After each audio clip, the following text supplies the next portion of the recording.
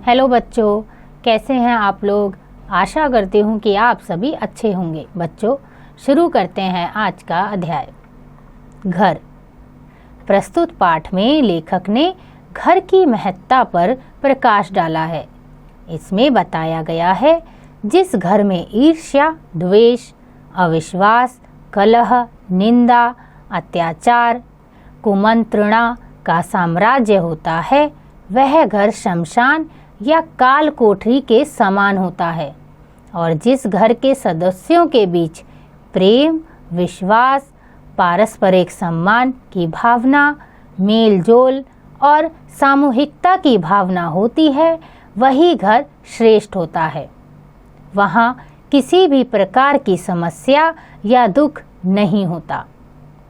आपको अपना घर कैसा लगता है, दिए गए स्थान पर लिखिएगा। आइए शुरू करते हैं। आखिर यह इतना प्यारा क्यों है, जिसे देखिए पैर बढ़ाए घर का रास्ता नाप रहा है।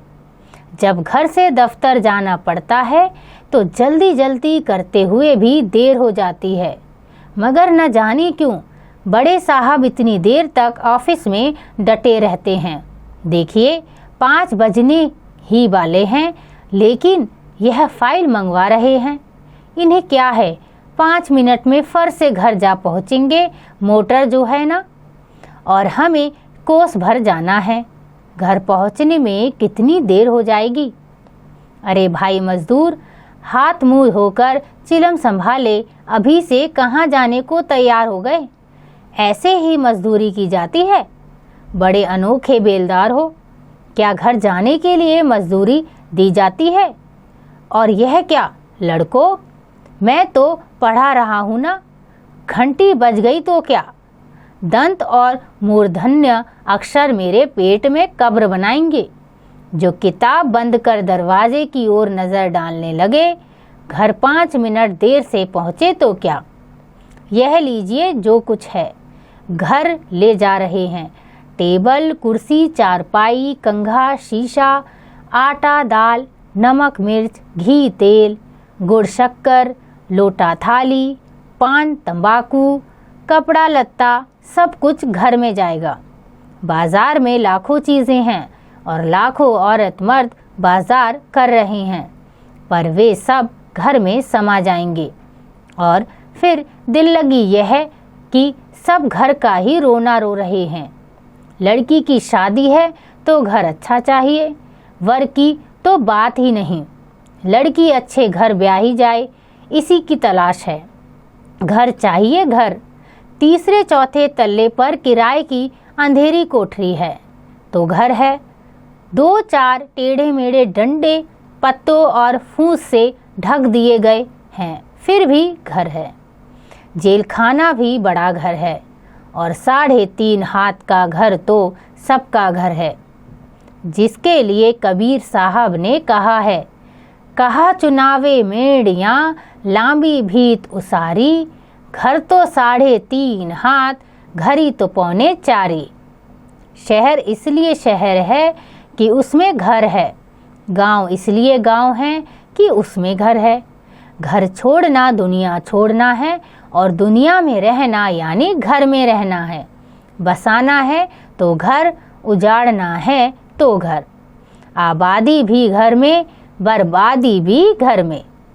लंबे सफ़र पर निकलते हुए घर मानो घेर लेता है, और उससे लौटते हुए घर मानो खींच लेता है।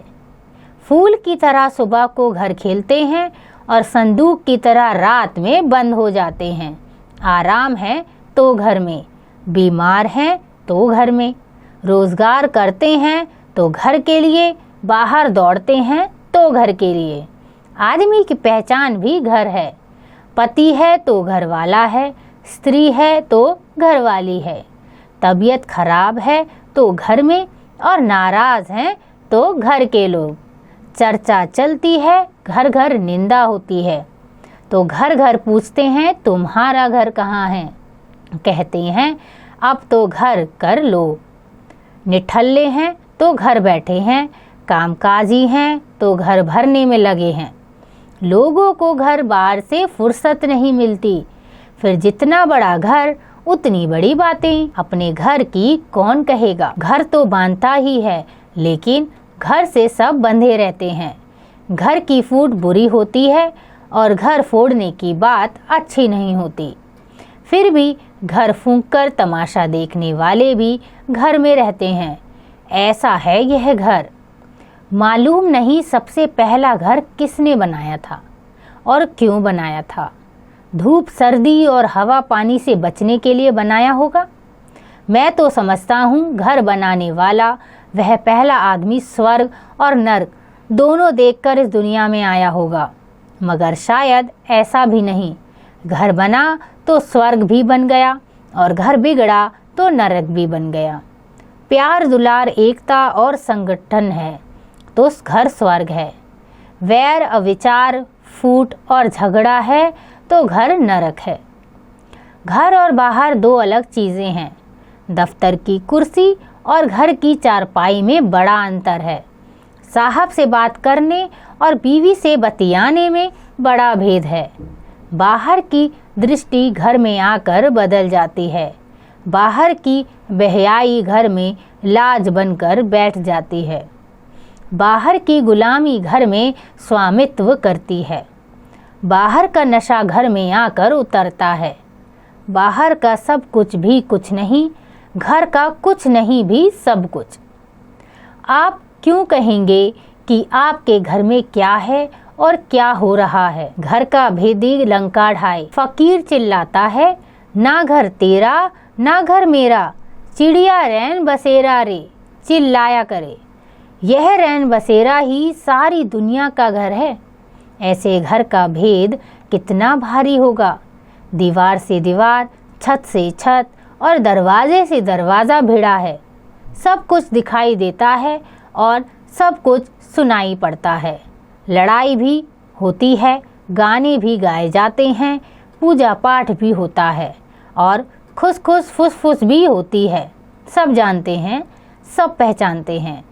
हिटलर की 1000 होशियारी भी राष्ट्र का भेद खोल सकती है, मगर छोटे से बड़े घर तक की बात मालूम होने पर भी नामालूम सी होती है। घरेलू मामलों में दखल देना भी तो बुरा है। अजी, यह हमारे घर की बात है, घर का झगड़ा है। आप कौन होते हैं बोलने वाले? अपने अपने घर के सब राजा हैं। सबके राजसी झगड़े हैं। एक राजा दूसरे राजा से खिड़की से झांक कर बात भले कर ले, परंतु एक दूसरे की शासन पद्धति की आलोचना नहीं कर सकता। और फिर हर घर में सब प्रकार की शासन पद्धतियां एक साथ बरती जाती हैं। घर के राजा भी कभी घर प्रजातंत्र के प्रेसिडेंट हैं तो कभी उसके तानाशाह, मगर शिकायत यह रह जाती है कि जैसे घर के राजा होते हैं वैसे ही घर की रानी क्यों नहीं होती। घर की मुर्गी दाल बराबर। बेचारे घर की रानी अपने घर की हैरानी, मगर यह बात कही कौन?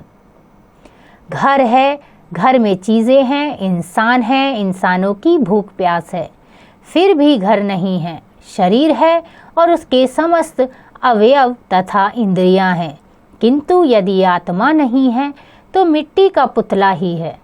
घर है, घर में आदमी है, परंतु घर की आत्मा नहीं तो घूरा है, मिट्टी है, शमशान है। घर की यह आत्मा क्या है? यही उसका सूक्ष्म रूप है, चेतन स्वरूप है।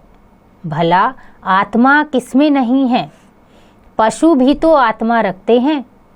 इसी तरह गृहिणी होने पर भी तो घर घर नहीं हो जाता। अपने बीवी बच्चों के साथ रहने पर भी हम सराय, धर्मशाला और होटल को घर क्यों नहीं समझते? लेकिन जहां हम किराए पर भी रहते हैं वह घर घर क्यों बन जाता है? लोग कहते हैं कि घर है या घूरा। इससे क्या मतलब? अस्त व्यवस्था, अस्वास्थ्यकर वातावरण जहाँ रहता है वह घर घूरा बन जाता है। जहाँ के लोग मनहूस, रोती सूरत, द्वेषी, कलह प्रिय, नीरस और निखट्टू होते हैं वह घर नरक कुंड बन जाता है। जहाँ अकारण शोक, निंदा, अशुभ इच्छा, व्यर्थ चिंता का वातावरण होता है, वह घर शमशान बन जाता है। जहाँ अत्याचार, व्यभिचार, दुष्कर्म, ताड़ना और कुमंत्रणा की हवा बहती है, वह घर काल कोठरी बन जाता है। फिर भी ये सब बातें होती हैं घर में ही और दुनिया में। सभी घर धनी होने का दावा रखते हैं। किसी को घर काटे खाता है तो कोई घर को चौपट करने पर तुला रहता है और कोई घर में आग लगाकर जमालों की तरह दूर बड़ा तमाशा देखता है। परंतु यह सब घर की चेतना और उसका प्राण नहीं है। महज जिंदा रहने वाले सांस लेते रहते हैं। महज मर्द, औरतें, बूढ़े, जवान और बच्चों से भरे घर भी नाम के लिए बने रहते हैं। ऐसी जिंदगी कहाँ और ऐसे घर में रहना भी क्या, जहाँ एक की चिंता सबको चिंतित कर देती है, जहाँ एक का विश्वास बन जाता है और जहाँ एक वैभव गौरव सबका माना महत्व बन जाता है। वह घर शक्ति और चेतना का घर है, जहाँ एक का विश्वास सबका धैर्य, एक का मनोरथ सबकी इच्छा और एक का कार्य सबका कार्य बन जाता है। वह घर ही अपना घर कहलाता है। घर एक एक के लिए है और इसलिए सबके लिए है। यह बात जहाँ रहती है, जहाँ पाई जाती है, वही घर जीवित है। ऐसा ही घर अनाथों को सनाथ कर देता है, गरीबी का हर्ता होता है और जीवन की समस्त विषमता और वेदनाओं को समेट लेने वाला कहलाता है। सोचो तो सही, ऐसे चेतना संपन्न घर कितने हैं और कहाँ हैं।